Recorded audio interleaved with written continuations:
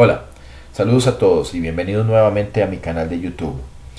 Eh, para mí es un placer saludarlos después de tanto tiempo de haber estado sin filmar y subir videos en mi serie de videos sobre masculinismo.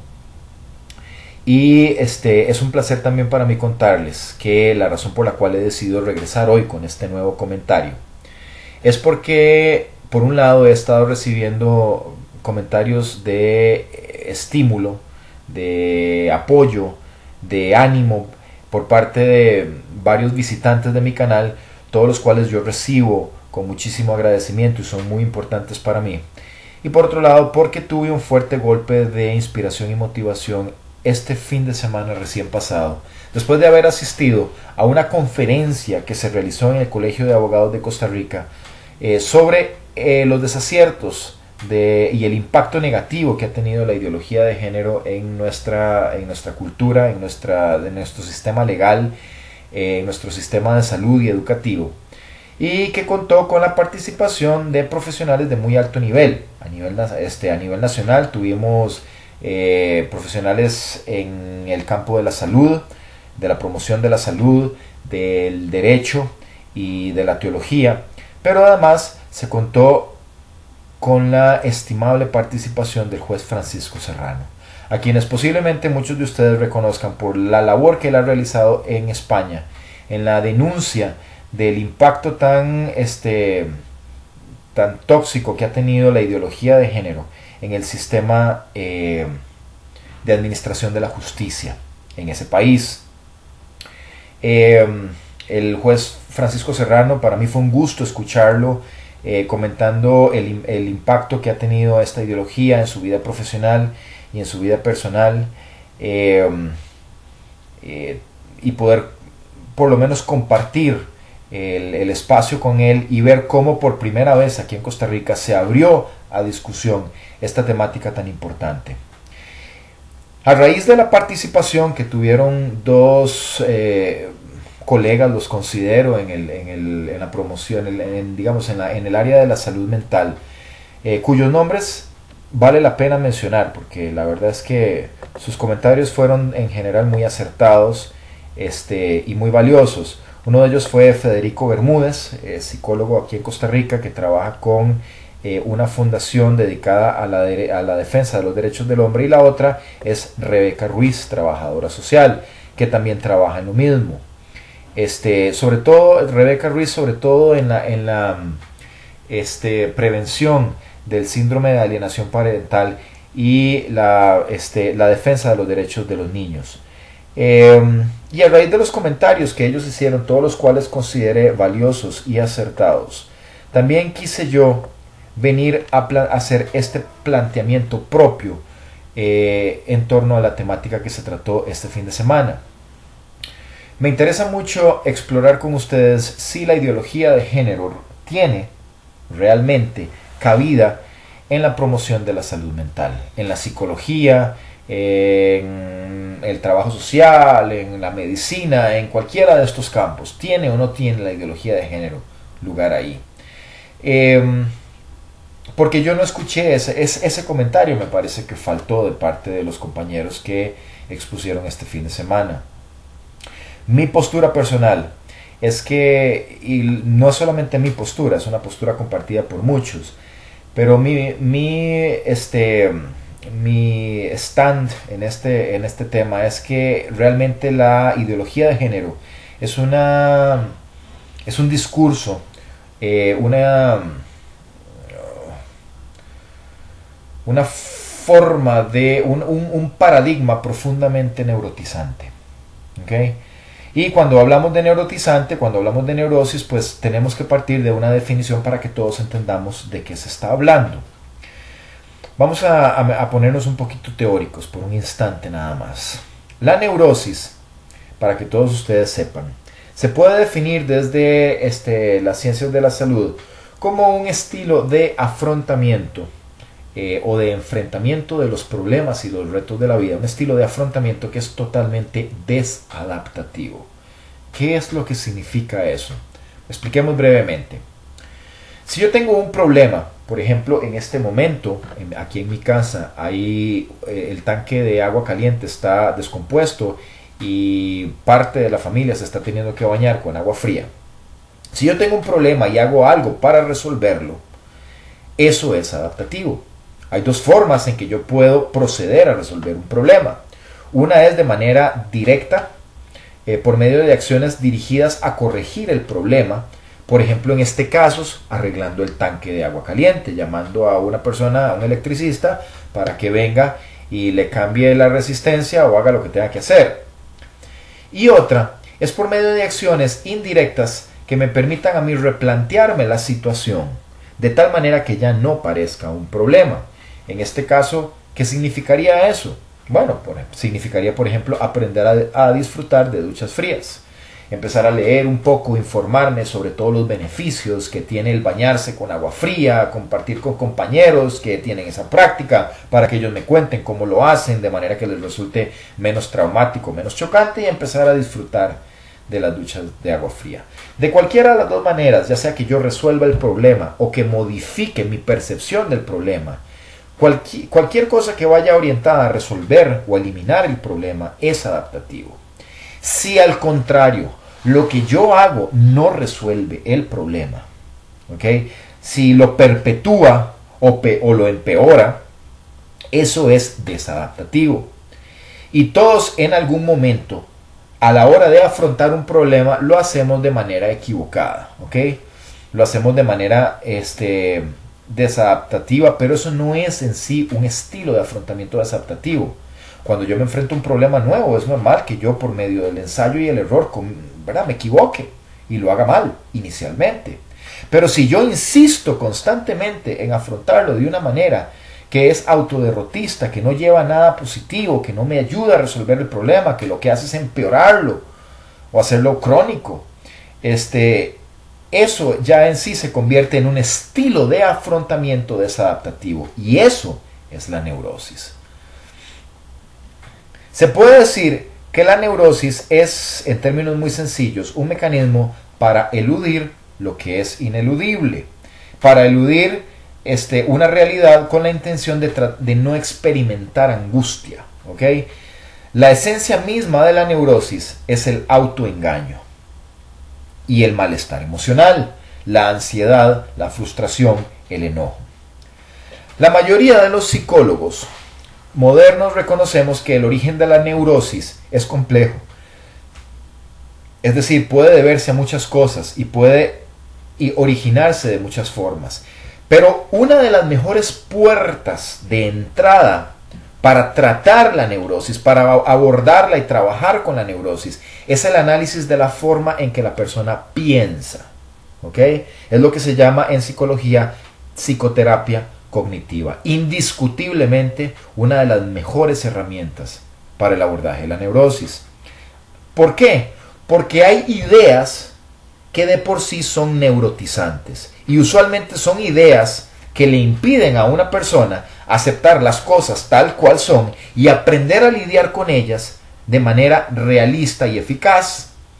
Ese tipo de ideaciones representan usualmente expectativas completamente irrealistas que carecen de sustento lógico y que alimentan emociones negativas como las que les mencioné antes, el enojo, la frustración, la ansiedad, la tristeza, y poco saludables, y evitan además que la persona busque y aprenda mejores formas de enfrentarse, formas más eficaces de enfrentarse a los problemas. Es decir, en última instancia, son pensamientos o ideaciones que llevan a la autoderrota. ¿Ok? Algunas de esas ideas o muchas de esas ideas son ideas que empiezan con DVD o debe. ¿Ok?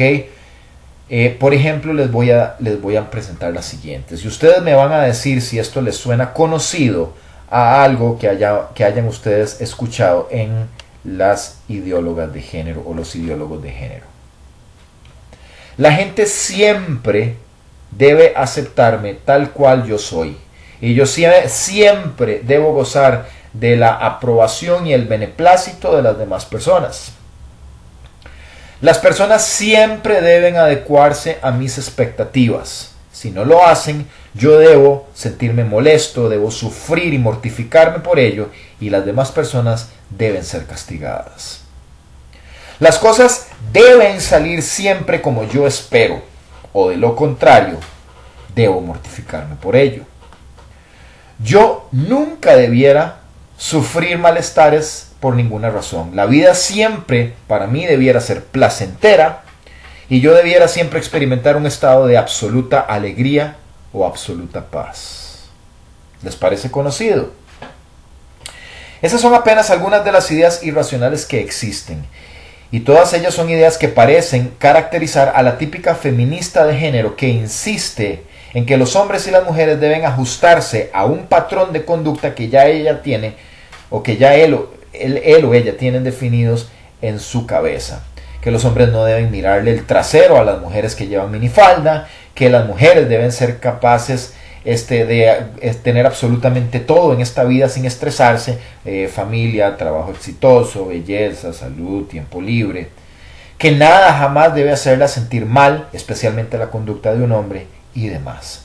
Son todas expectativas irracionales de la vida, la expectativa de que el mundo se va a acomodar a ellas y no ellas al mundo, que es la esencia misma de la locura y de la inmadurez.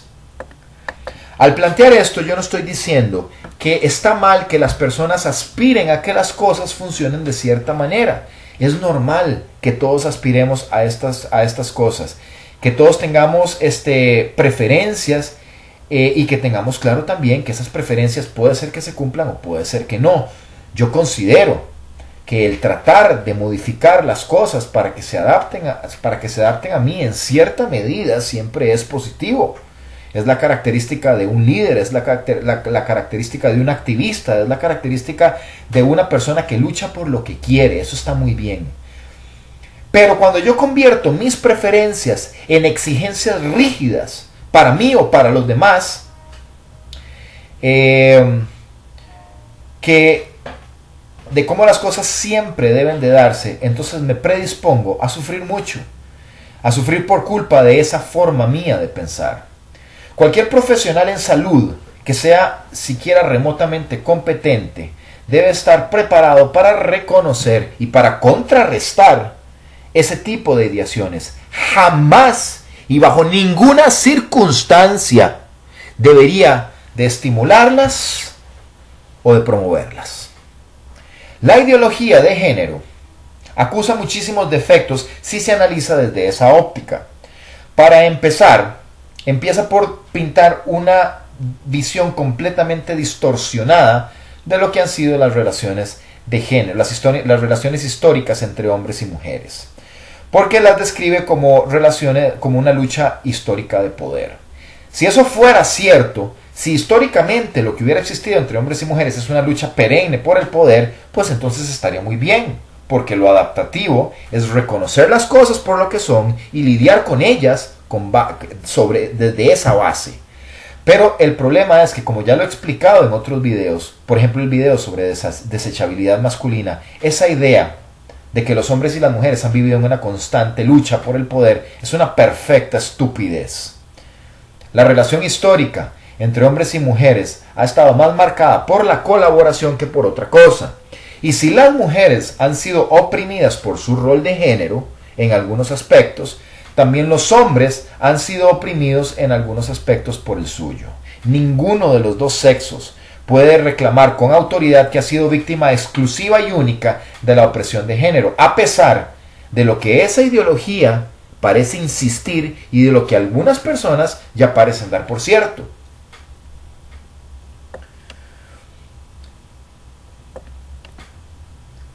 A pesar de eso, es exactamente lo que proclama el feminismo de género. Y estimula con ese discurso de que las mujeres y los hombres han vivido en constante competencia y demás, patrones de pensamiento que son de plano disfuncionales y que pueden llevar a trastornos de personalidad. ¿A qué me refiero? Les voy a dar algunos ejemplos.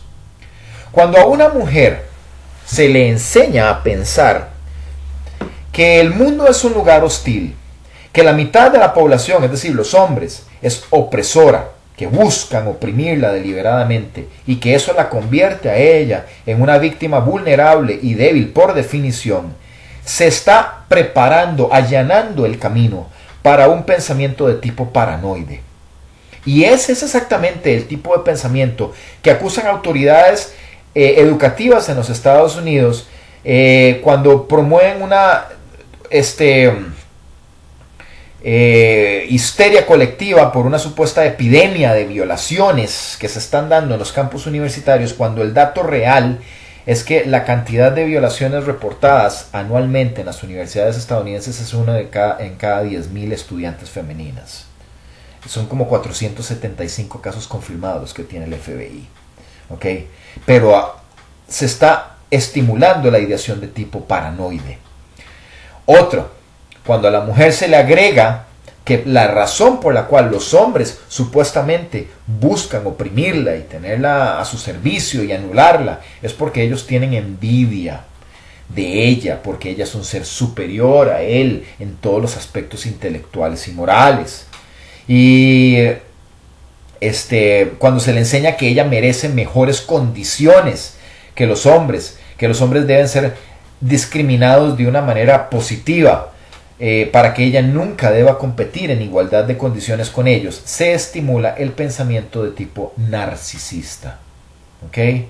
Que es exactamente el tipo de pensamiento de esas estudiantes universitarias que pertenecen a estas organizaciones feministas, las cuales cuentan gustosamente con espacios de mujeres para mujeres, en los cuales pueden discutir libremente sus problemas y poner ellas sus propias reglas, pero que se oponen fieramente cuando los hombres tratan de crear espacios de ese mismo tipo para ellos, porque ellos sí no debieran tener ese tipo de espacios, porque esos espacios son discriminatorios para ellas de alguna manera.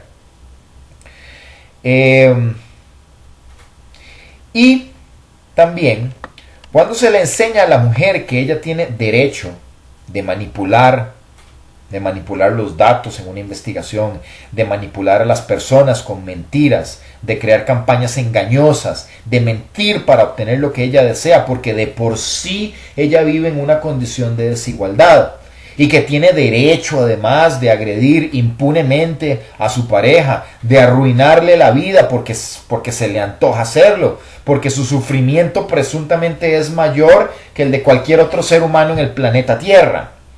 Entonces estamos sentando las bases para un pensamiento de tipo sociopático o antisocial, que es mucho más grave, y que es precisamente el tipo de pensamiento y el tipo de actitud que demuestran un grupo de mujeres que aplauden en televisión a una tipa que le corta el pene a su marido porque él tenía la intención de divorciarse de ella.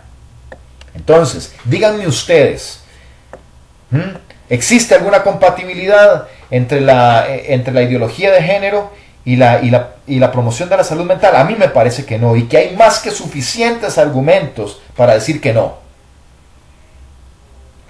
Los efectos de la ideología feminista en la mujer son profundamente neurotizantes y muy graves. Al crear personas resentidas por razones muchas veces insensatas, inválidas. Son mujeres tóxicas, se terminan convirtiendo en mujeres tóxicas cuya identidad esencial es la de víctima, y en la práctica resienten enormemente a aquellas otras mujeres que son realmente competentes, que compiten con el hombre en igualdad absoluta de condiciones y logran sus objetivos sin inventarse excusas, y que obtienen con ello un éxito en distintos campos de la vida sin ningún tipo de trato especial.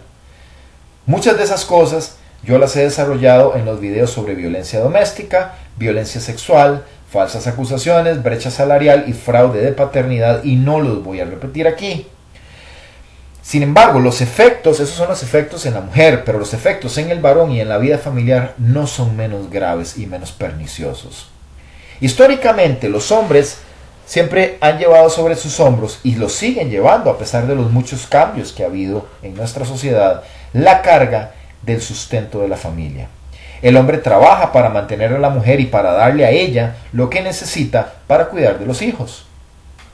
Que han existido hombres que se han sacudido esa responsabilidad o que lo han hecho muy mal, Sí, sí, sí, sí, sí. Ciertamente han existido hombres así, de la misma manera en que han existido mujeres que se han sacudido de su responsabilidad y lo han hecho muy mal, eso nadie lo está cuestionando. El hecho es que la aplastante mayoría de los hombres han cumplido con el rol asignado, un rol que es esclavizante, por cierto, en muchos aspectos, a cambio de lo mínimo, a cambio del reconocimiento y el respeto social que merecen por elegir hacer ese sacrificio y, por otro lado, por el gusto de tener una familia a la cual regresar al final del día. Eso es lo que el hombre ha obtenido. Por lo demás, él se hacía cargo de administrar la vida pública y ella se hacía cargo de administrar la vida familiar. En la municipalidad él era el que destacaba y el que recibía todos los elogios. En la casa ella era la que mandaba, la que decidía cómo se hacían las cosas y la que lo mandaba a limpiarse los pies antes de entrar y nadie la cuestionaba. Cualquier persona que crea que yo estoy hablando paja, nada más necesita reunir a cualquier grupo, no una sola persona, a un grupo de viejitos y de viejitas y preguntarles cómo eran las cosas hace 100 años para que ustedes vean qué rápido que se van a poner de acuerdo conmigo. El feminismo, sin embargo, ha venido a declarar que el hombre es la escoria del planeta, el supuesto responsable de que todas las cosas en el mundo funcionen mal, de que hayan guerras, de que hayan hambrunas y por supuesto de que existan desigualdades. Las desigualdades son de una manera arbitraria y sin ninguna evidencia factual culpabilizadas en el hombre, no en la mujer, en ninguna medida en la mujer. Y lo único que ellas pueden hacer para tratar de sustentar semejante estupidez de planteamiento es una lectura completamente parcializada. Completamente parcializada me refiero a que solo cuentan una parte mínima de la historia, nunca la cuentan toda. Y además una lectura caprichosa de la misma, que usualmente se desmorona inclusive ante la más escueta verificación de los hechos.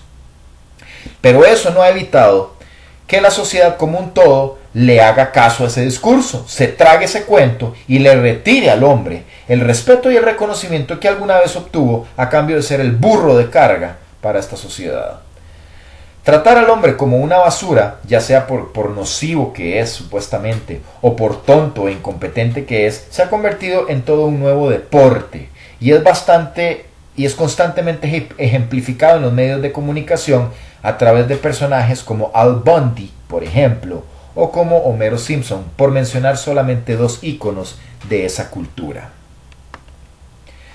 ¿Qué es lo que pasa con los hombres entonces?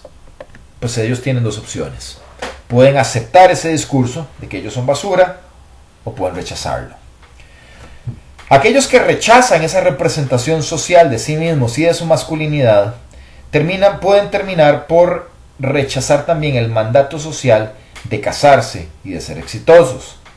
Son un grupo creciente de hombres que viven para el momento y para sí mismos porque no reconocen en la vida familiar ninguna ganancia para ellos, especialmente en una sociedad donde más de la mitad de las uniones terminan en divorcios y donde esos divorcios los desfavorecen enormemente. Entonces se genera ese fenómeno que se viene observando desde hace unas 3 décadas de un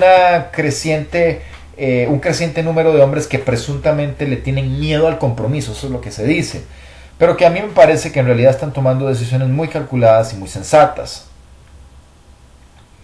El otro grupo es el que acepta e interioriza la representación social de sí mismos y de su masculinidad que ofrecen las feministas, con lo cual terminan por convertirse en un patético monigote de hombre que vive su vida en función de reivindicarse. ¿Okay? Un hombre que se avergüenza de sí mismo y que busca siempre estar solventando el mal que supuestamente han hecho todos los de su género.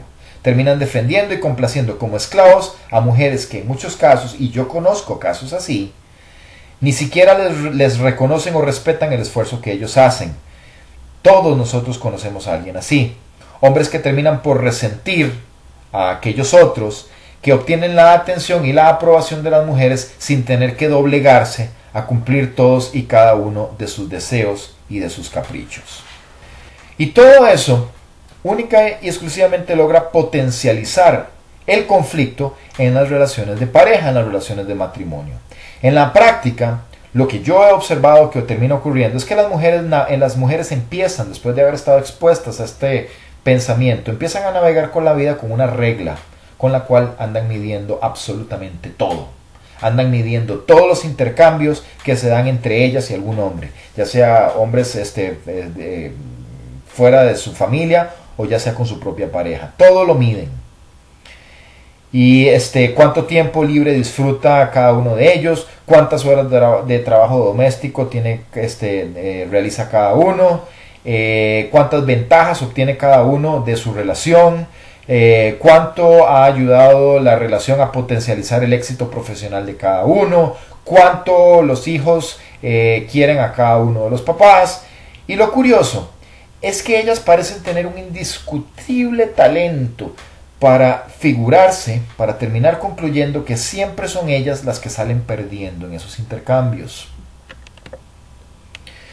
Yo tenía un compañero que se quejaba conmigo porque cuando él no tenía hijos y él y su esposa trabajaban fuera de casa igual cantidad de horas, ella siempre se quejaba de que él no le ayudaba suficiente en la casa, aunque él consideraba que era mucho lo que él hacía. Cuando ella tuvo una bebé y debió quedarse en casa, él se vio forzado a tomar 2 trabajos, a quedarse trabajando todos los días 12 horas fuera de casa, y se quejaba todavía conmigo porque decía que cuando regresaba al final del día agotado después de todo ese tiempo de trabajo, su esposa todavía se quejaba porque decía que él no le ayudaba suficiente con la niña.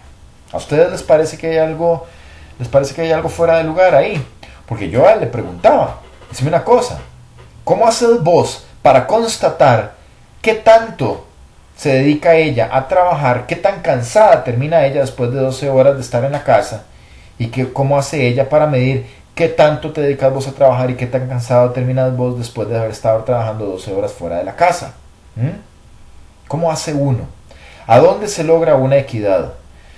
La vida familiar se ha convertido en un campo de batalla donde una figura autoritaria y egoísta nunca se da por satisfecha en sus exigencias, mientras otro lucha por tratar de llegar a una elusiva equidad que por alguna razón jamás llega, y que si es que llega, si es que ella concede que se ha llegado a esa equidad, ni siquiera le merece el suficiente reconocimiento y gratitud por parte de ella, porque actualmente se presupone o se presume que todas las cosas que él haga por ella son una obligación. Más aún, la empodera a ella para hacer lo que le dé la gana en la relación sin que él pueda siquiera quejarse o levantar la voz, porque ya esas cosas se consideran agresión. Han promovido, lo único que ha logrado la ideología de género es potencializar el conflicto, tal cual lo decía el juez Francisco Serrano. Cuando yo era estudiante de psicología, recuerdo que aprendí que el protocolo elemental para el abordaje de los problemas de pareja, para la terapia de pareja, incluía un detallado análisis de la historia de la relación de esa pareja para descubrir cómo se habían venido configurando a lo largo del tiempo los conflictos. Porque usualmente los conflictos en una pareja, y esto era una verdad universal, no son culpa de uno de los dos. En una pareja puede ser que alguno cargue con una culpa mayor en algún aspecto y otro con alguna culpa mayor en otro aspecto, aunque no se usa el término culpa, pero en términos generales se considera que si el conflicto se ha dado es porque ambos han sido parte de él. Sin embargo, yo me vengo a enterar años después, muchos años después de haber salido de la universidad, de que las psicoterapeutas recientemente graduadas de alguna universidad nacional ya no necesitan más que escuchar la sola mención de que en una relación de pareja hay episodios de violencia. No digamos que él agrede a ella o que ella lo agrede a él, no importa, eso es indiferente. La sola mención de que en una relación existen episodios de violencia es suficiente para que ellas automáticamente declaren al hombre como culpable y y determinen que él necesita hacer una revisión de su masculinidad. Entonces yo me pregunto, ¿en qué momento la psicología desechó por completo un protocolo diseñado para evaluar imparcialmente y de una manera tentativamente científica los conflictos de pareja, entre otras cosas? ¿En qué momento la psicología ha sustituido esos protocolos basados en años de experiencia, en años de investigación, por protocolos basados en una ideología política completamente descabellada y basada en estupideces, que es totalmente incompatible con la promoción de la salud mental? El feminismo de género, eso es precisamente lo que ha venido a hacer en este campo. Y cualquier psicólogo, al menos remotamente competente, y digo psicólogo por no mencionar otros profesionales, cualquier psicólogo al menos remotamente competente debería de tener el conocimiento suficiente y la capacidad para darse cuenta de que eso es así. Yo encuentro casi imposible creer que un profesional en este campo que tenga un título que haya obtenido de una universidad después de 5 años de estudio no sea capaz de vislumbrar el inconmensurable daño que esa ideología y que ese discurso político hacen en esta práctica profesional. Y si alguno no se da cuenta de ello, para mí existen dos posibles explicaciones. Una es que es un perfecto tarado, un retrasado mental y un incompetente. ¿Ok? Esa es una posibilidad. O la otra es que elige hacerse el tarado y el retrasado mental, que es todavía peor. ¿Y por qué? No lo sé yo. Tal vez porque no quiere exponerse a llevarle la contraria a un discurso políticamente correcto que en este momento es muy popular. Y a exponerse a lo que eso puede implicar. Es decir, porque es un cobarde, un mediocre o un oportunista. Y en eso incluyo absolutamente a todos los profesionales en salud. No importa en qué universidad se hayan formado o cuántas medallitas tengan, qué tan buenos sean en su práctica profesional, porque todos somos, absolutamente todos somos buenos para algo, ni en qué universidad enseñe, ni nada de eso. Porque al final del día, esta ideología hace muchísimo más daño que bien. Es más, bien no hace ninguno. Y si usted se ascribe a ese discurso, entonces usted se ha convertido, exactamente en lo que decía el juez Francisco Serrano este fin de semana, en un ideólogo o una ideóloga de género que se está haciendo pasar por profesional en salud mental. Y por tanto, yo considero que usted merece y necesita ser urgentemente expuesto y confrontado. Por esa razón, quiero que mi último mensaje en este video sea para las personas que se están preparando para convertirse en profesionales en salud. Esos estudiantes de ciencias de la salud que están siendo alrededor del mundo expuestos a esta porquería de ideología de género. Por favor, no confíen en que sus profesores están haciendo un esfuerzo concienzudo por formarlos en la mejor dirección. Se supone que es responsabilidad de ellos. Pero ustedes no pueden confiar que ellos están asumiendo esa responsabilidad de la manera en que deben hacerlo. Ustedes son quienes están llamados a garantizar que eso sea así. Es su responsabilidad, y para asumir esa responsabilidad ustedes deben de empezar por cuestionarlo absolutamente todo. Cuestionar lo que dicen ellos, cuestionar lo que les estoy diciendo yo, hacer su propia investigación, verificar los datos, leer otros autores. Si les están dando a leer a Simone de Beauvoir, maravilloso, lean Simone de Beauvoir, pero lean también otros autores más recientes, lean también a Warren Farrell, por ejemplo. Lean también la contrapropuesta y no se queden con lo que les están metiendo por el gañote en la universidad, ni se traguen todos los cuentos que les están contando. Yo confío en que un mínimo esfuerzo por parte de ustedes de cuestionar las cosas les va a dejar muy claro que la ideología de género no tiene absolutamente nada positivo que aportar a su práctica profesional. En una ocasión, yo tuve la oportunidad de analizar conjuntamente con una colega psicoterapeuta el caso de una niña que ambos estábamos tratando de manera simultánea, ella como psicóloga clínica, yo como psicólogo escolar.